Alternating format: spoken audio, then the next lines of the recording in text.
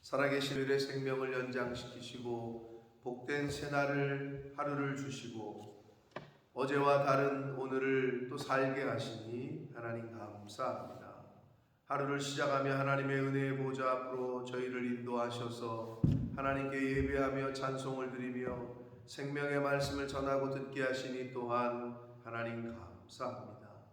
이 시간 하나님 앞에 나온 한 심령들 하나님 기억하시고 저들의 마음 중심과 저들이 드리는 하나님 기도를 들어 응답하시되 하나님 오늘 주시는 말씀을 통하여 깨닫는 영으로 진리의 영으로 임하셔서 그 말씀이 각 심령의 각 가정에 꼭 필요한 말씀으로 임하여 주시고 깨닫게 하시고 오늘 하루를 살아갈 때 그 말씀에 피동되어지고 그 말씀에 순종하며 살아가는 복된 한 날이 되도록 성령 하나님 이 시간을 주장하여 주옵소서.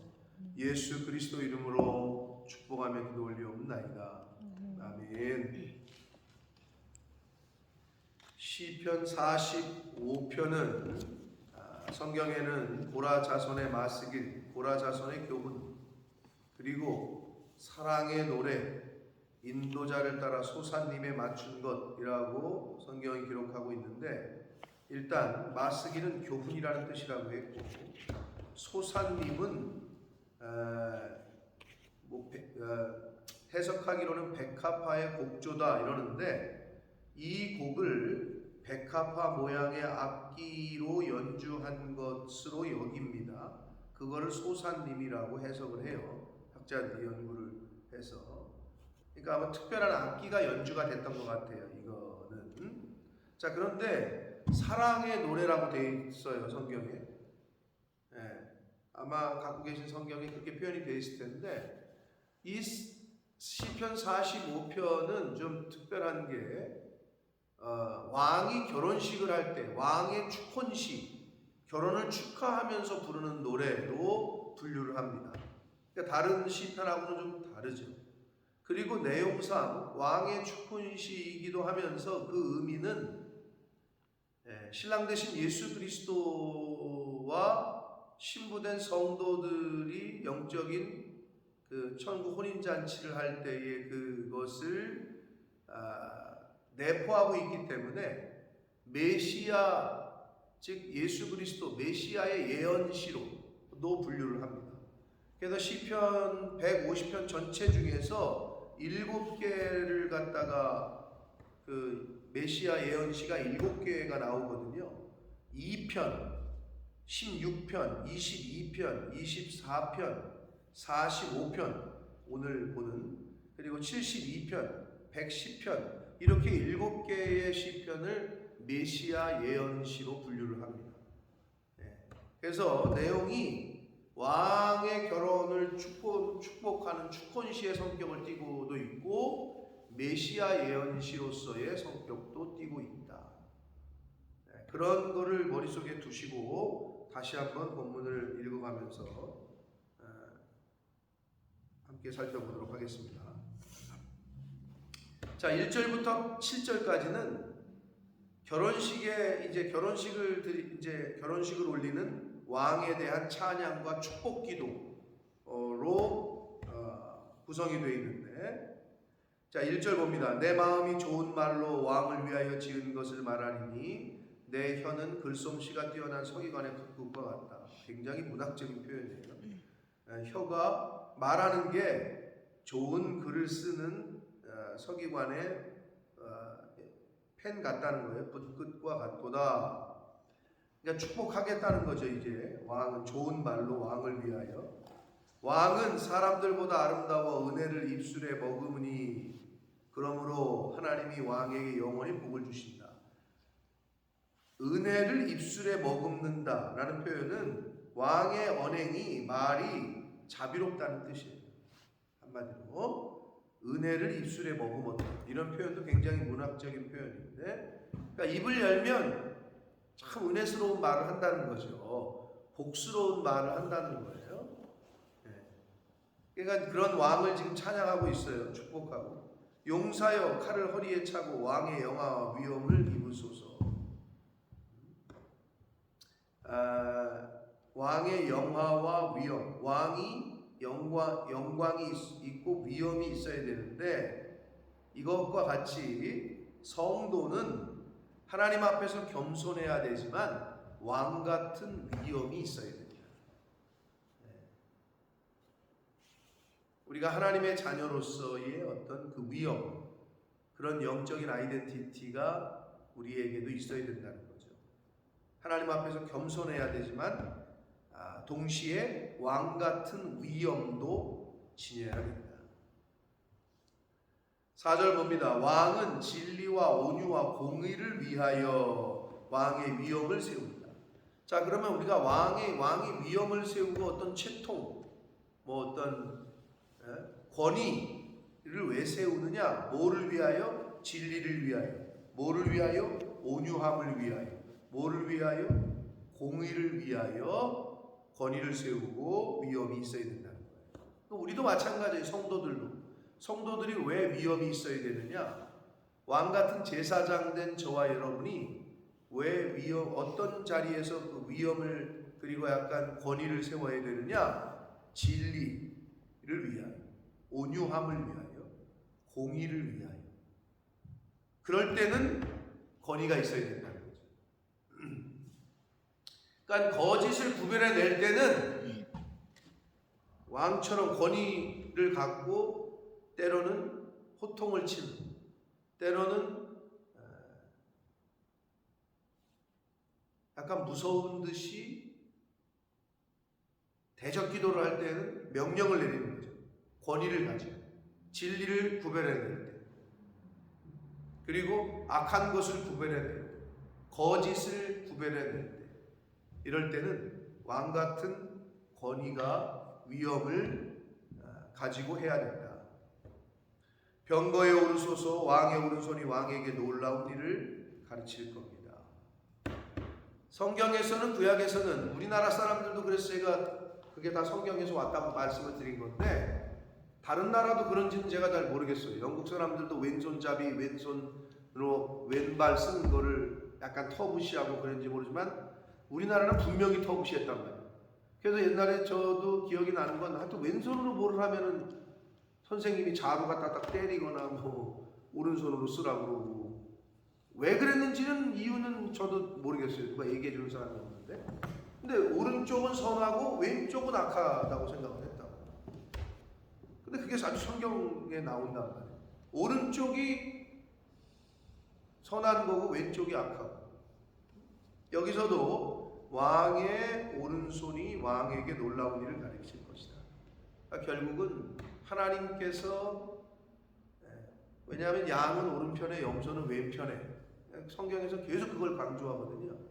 그러니까 하나님의 그 은혜가, 하나님의 인도하심이 왕의 오른손을 통해서 놀라운 일을 가르치시고 인도할 거다. 그런 의미로 보시면 됩니다.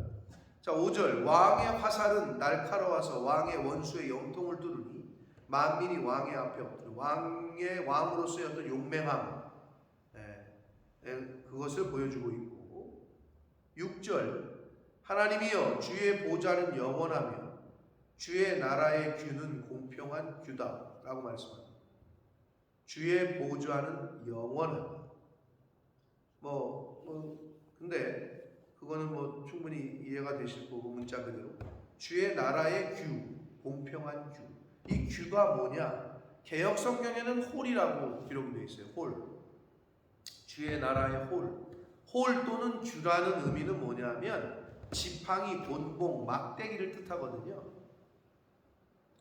하나님께서 모세에게 지팡이 하나를 주죠. 그게 뭐냐? 그 모세의 지팡이는 지도자로서의 상징이에요. 지도자로서의 상징. 그리고 하나님의 어떤 그 능력의 도구예요. 우리나라도, 영국은 내가 모르겠고, 우리나라도 장군이 되잖아요. 별을 달잖아요, 군인이. 그러면 육군은, 여러분 박정희 대통령 선글라스 끼고 뭐 하나 들고 있잖아, 항상. 지휘봉. 요만한 거. 그거를 준다고. 지휘하라는 거죠. 해군은 칼을 줘. 이순신 장군 때. 이순신 장군이 칼 찾아요. 그래서 해군은 칼을 딱 대통령이 준다고. 별을 달면 그런 게 있거든요. 그것처럼 여기서 규나 홀이라는 의미는 막대기, 곤봉 이런 뜻이거든요. 원래 그 말의 원어의 뜻은 한마디로 하나님이 주신 어떤 어떤 그 권위를 상징하는 걸 말해요. 리더십의 리더로서의 갖는 지휘봉 이런 걸 말합니다.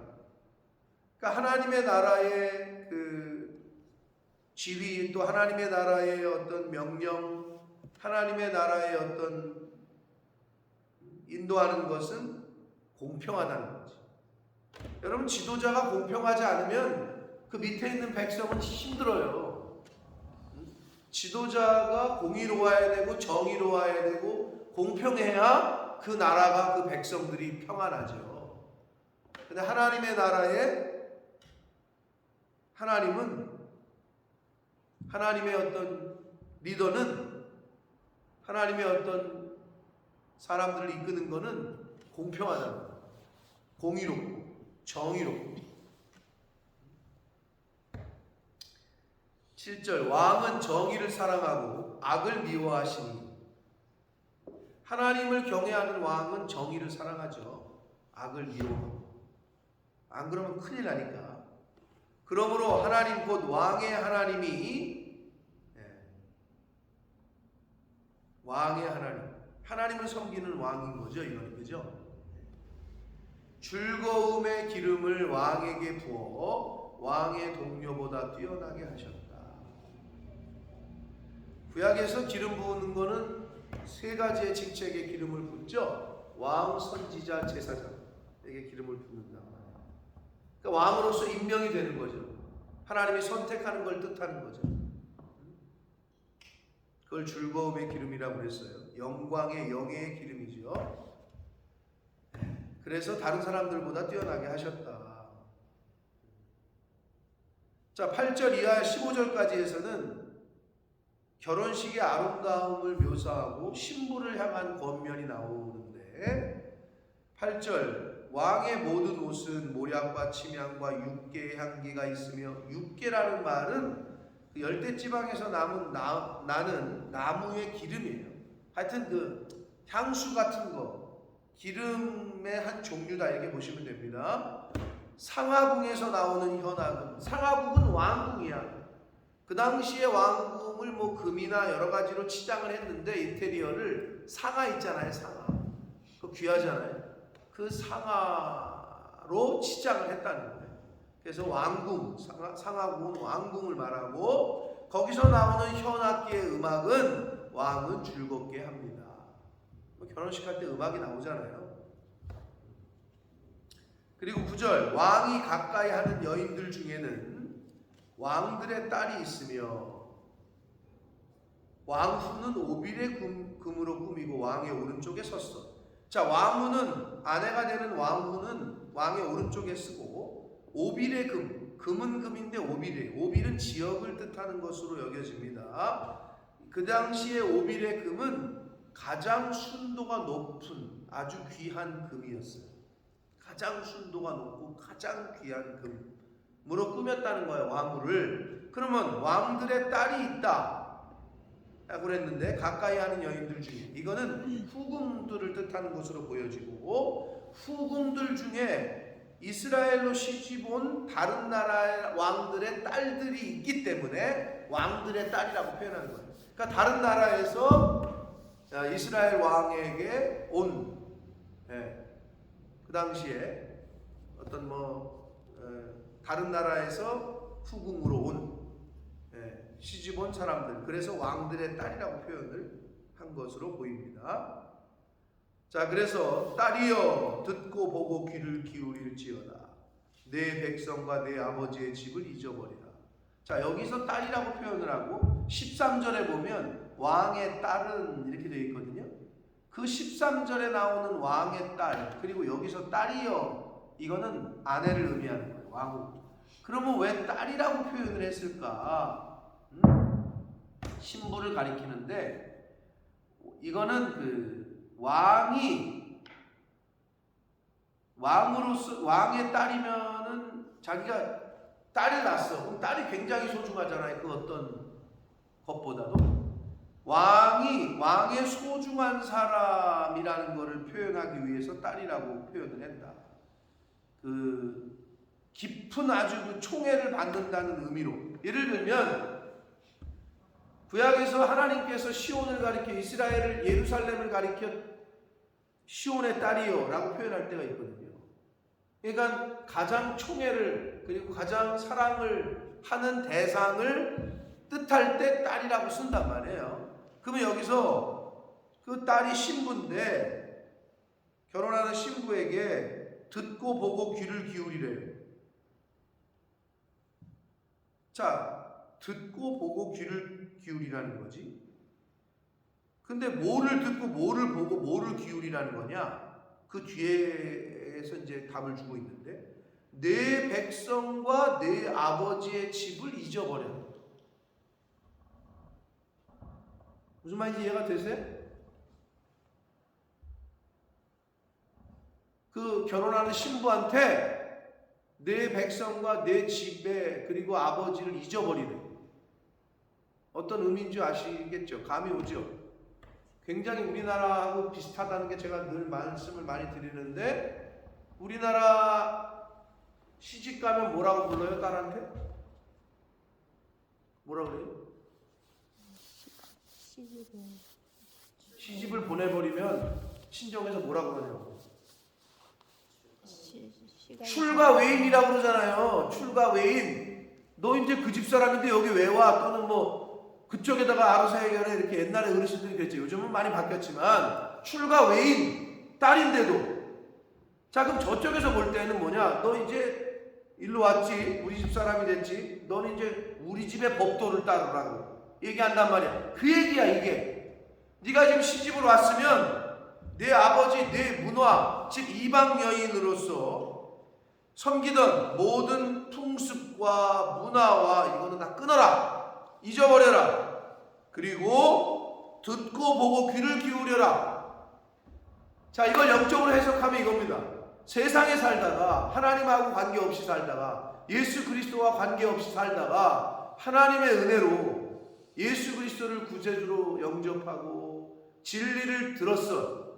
그러면 그 옛날에 살던 풍습과 그 문화와 세상에 살 때에 했던 것들은 다 끊어야 된다는 거지.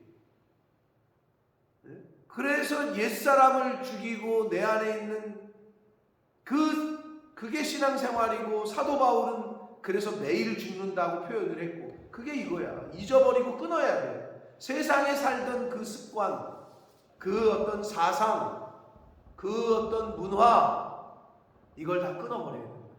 그리고 어떻게? 이제는 하나님 나라의 법대로 살아야 되고 왜? 이제는 예수 그리스도의 신부로서의 삶을 살아야 돼.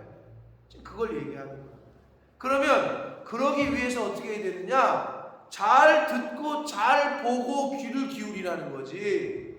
하나님의 말씀을 이 집에서는 어떻게 하는 건가? 그래서 왜 시집가면 또 뭐라 그래요?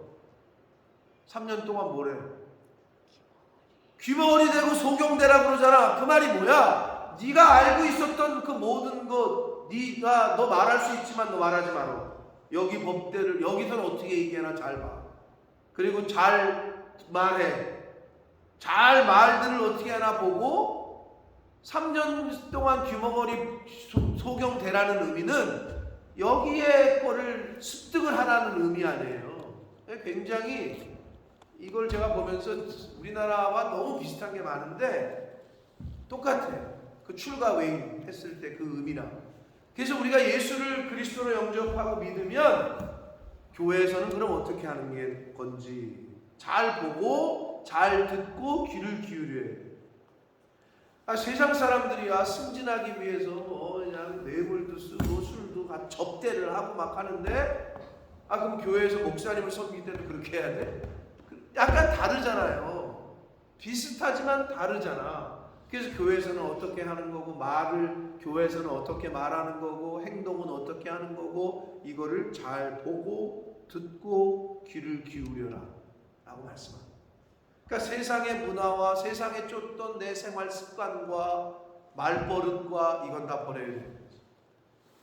그 얘기를 내 백성과 내 아버지의 집을 잊어버려라 라는 것으로 지금 교훈을 하고 있습니다.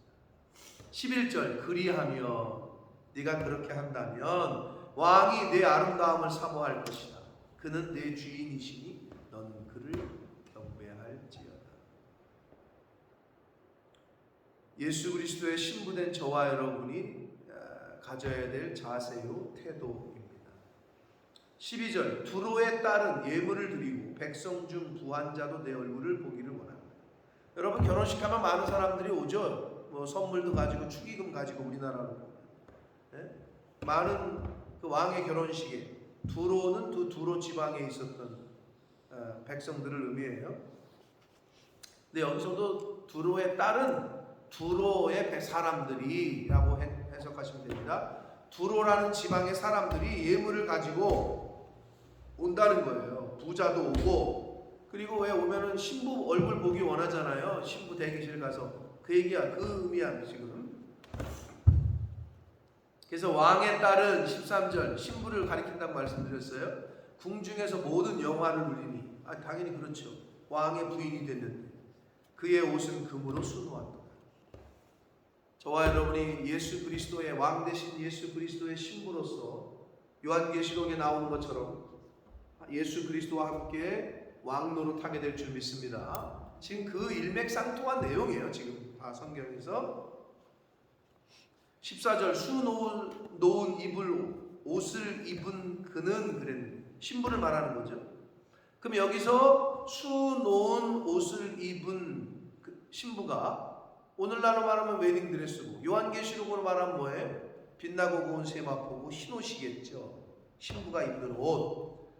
왕께로 인도함을 받으며 그랬잖아요.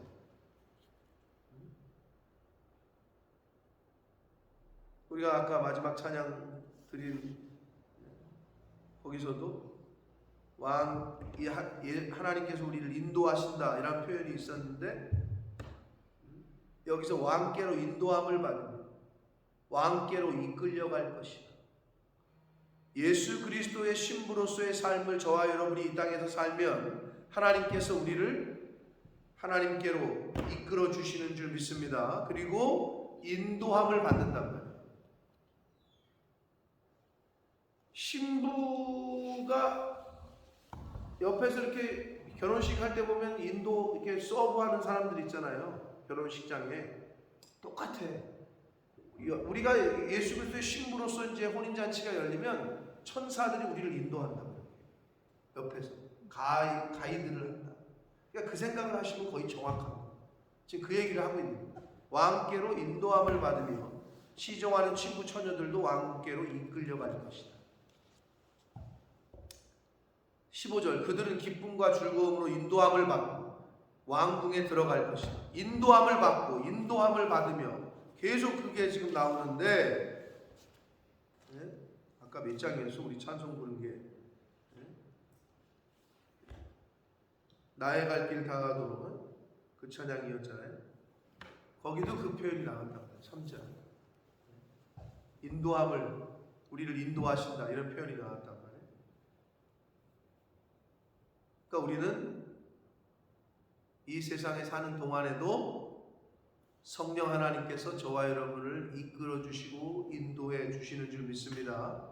우리는 진리가 우리를 지금 인도하고 계시다.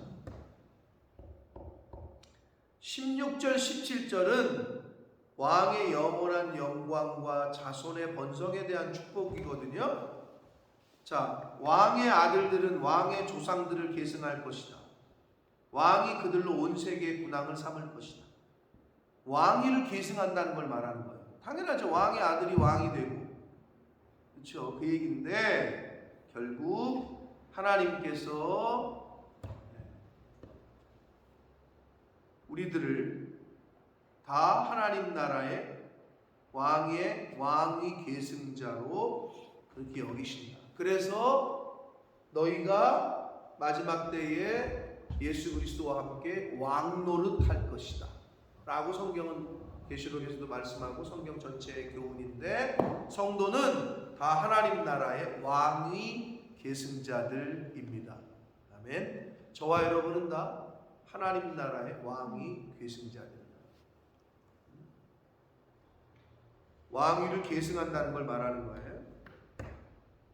17절, 내가 왕의 이름을 만세에 기억하리니 그러므로 만민이 왕을 영원히 찬송하리로다 라고 끝맺고 있습니다.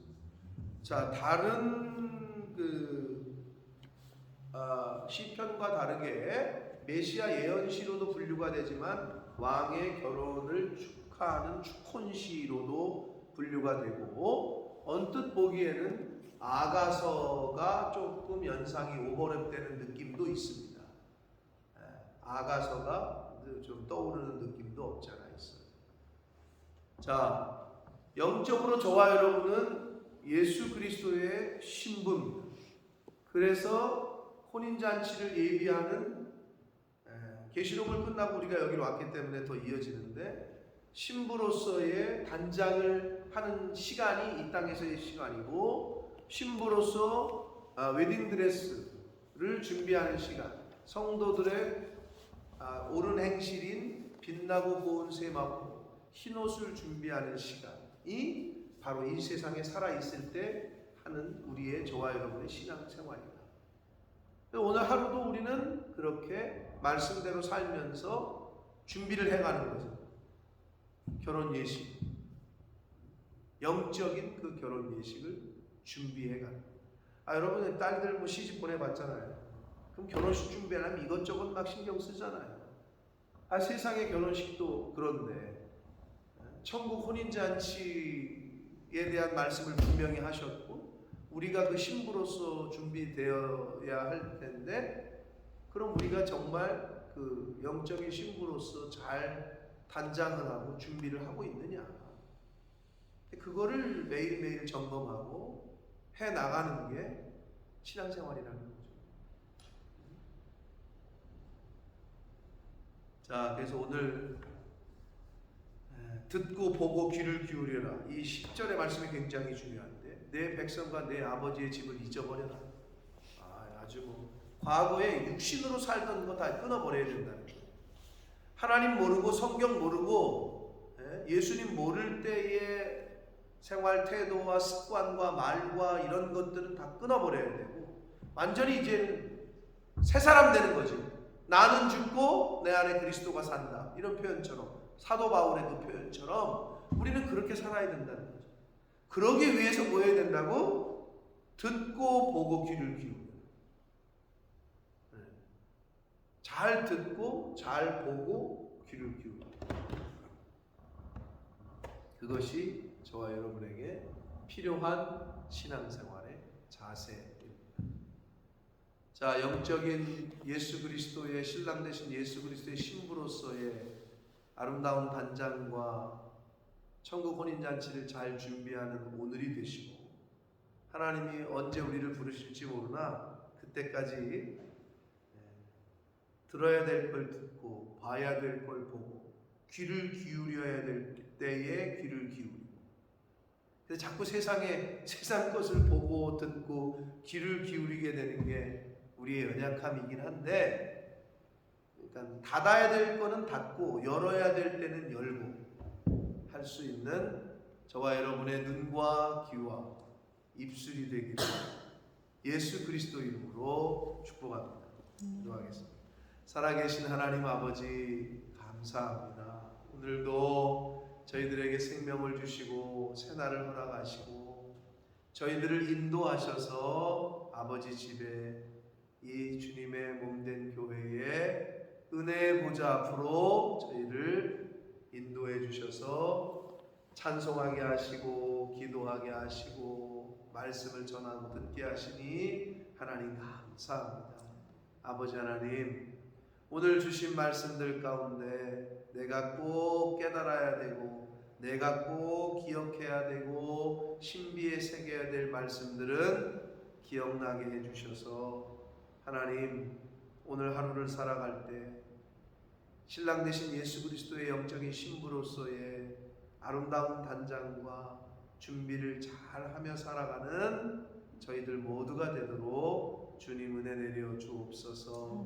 하나님, 마지막 때에 우리를 왕께로 인도하신다고 했습니다. 우리를 왕궁으로 인도하신다고 했습니다. 마지막 때에 우리가 예수 그리스도와 함께 왕노릇할 거다 말씀하셨습니다. 주님, 이 세상에 사는 동안에 닫아야 될 귀는 닫고 열어야 될 귀는 열게 하시고 보지 말아야 될 건 보지 말게 하시고 바라봐야 될 때는 눈을 뜨게 하시고 침묵해야 될 때는 침묵하게 하시고 위험 있게 말해야 될 때는 말할 수 있는 저희들이 되도록 성령 하나님 함께해 주시고 인도해 주옵소서. 예수 그리스도 이름으로 축복하며 기도 올리옵나이다. 아멘. 하늘에 계신 우리 아버지여,